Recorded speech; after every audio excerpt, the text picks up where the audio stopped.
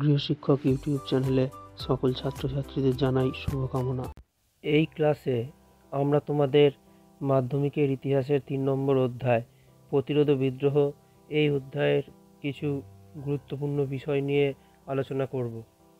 আগের ক্লাসে আমরা তোমাদের 2 নম্বর অধ্যায়ের কিছু গুরুত্বপূর্ণ 2 নম্বরের প্রশ্ন নিয়ে আলোচনা করেছিলাম।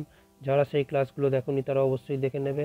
আর আমাদের চ্যানেলটা এখনও যারা সাবস্ক্রাইব করোনি তারা চ্যানেলটাকে সাবস্ক্রাইব করে পাশে থাকা বেল আইকনটা প্রেস করে রাখবে, তাহলে আমাদের চ্যানেলের নতুন ক্লাসগুলো তোমরা অবশ্যই দেখতে পাবে।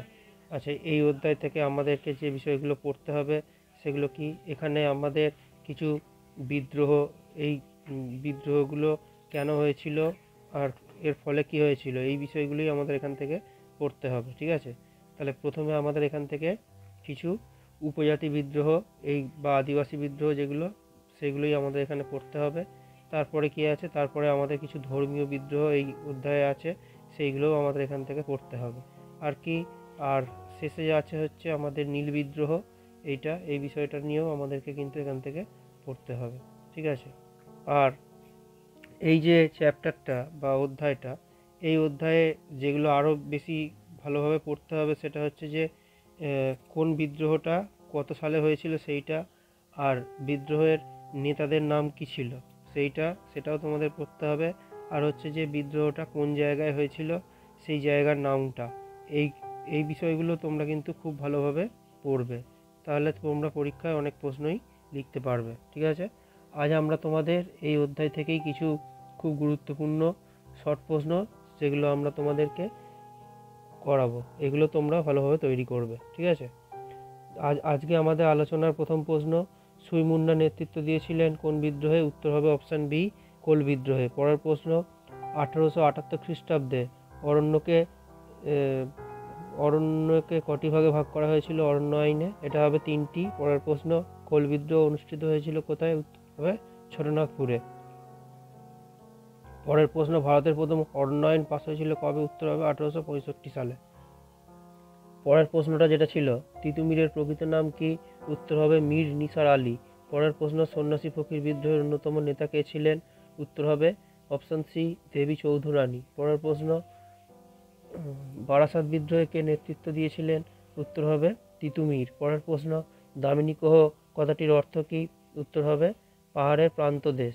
ঠিক আছে, পরের প্রশ্ন, মেদিনীপুরের লক্ষ্মীবাঈ নামে কে পরিচিত ছিলেন? উত্তর হবে রানী শিরোমণি। পরের প্রশ্ন, বাংলার নানা সাহেব নামে কে পরিচিত ছিলেন? উত্তর হবে রামরতন মল্লিক। ঠিক আছে, এর পরের প্রশ্ন,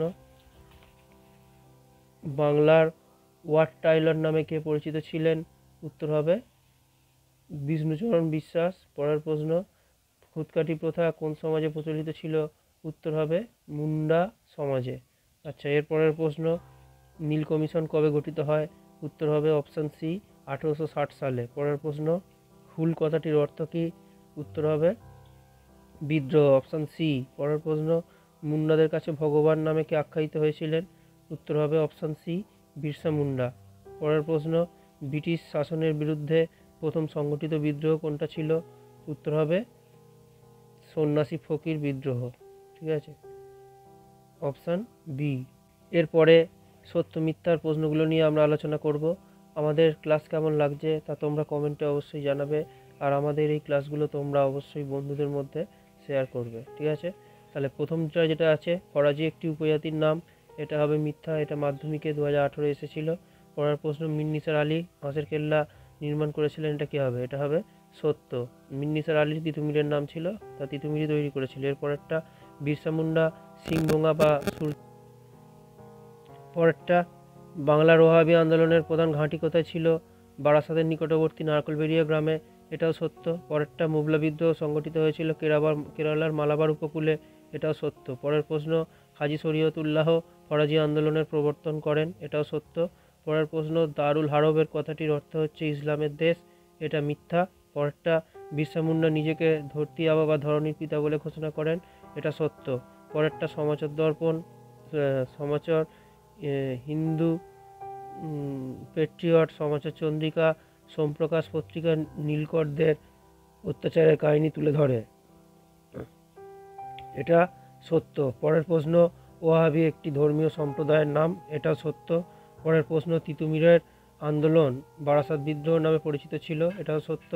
পরের প্রশ্ন, বাংলার বুদ্ধিজীবী সম্প্রদায় নীল বিদ্রোহকে সমর্থন করেনি, এটা মিথ্যা হবে। পরের প্রশ্ন, বাংলার বুদ্ধিজীবী সম্প্রদায় সাঁওতাল বিদ্রোহকে সমর্থন করেছিল, এটাও মিথ্যা হবে। পরের প্রশ্ন, ছোটনাগপুরে অঞ্চলের রাঁচিতে কেরালায় কোলরা বিদ্রোহ ঘোষণা করেছিল, এটা সত্য হবে। পরের প্রশ্ন, দাদন কথার অর্থ হলো অগ্রিম অর্থ, এটাও হবে সত্য। আর এরপর যেটা প্রশ্ন ছিল এসিকিউ কিছু প্রশ্ন নিয়েও আমরা একটু আলোচনা করব। উলগুলান বলতে কি বোঝায়? উত্তর হবে ভয়ঙ্কর বিশৃঙ্খলা, যেটা মুন্ডা বিদ্রোহের সময় দেখা গিয়েছিল। ঠিক আছে, এর পরের প্রশ্ন কি আছে? দেবী সিংহ কে ছিলেন? উত্তর হবে রংপুরের অত্যাচারী ইজারাদার। ঠিক আছে, এর পরের প্রশ্ন, ফরাজি শব্দের অর্থ কি?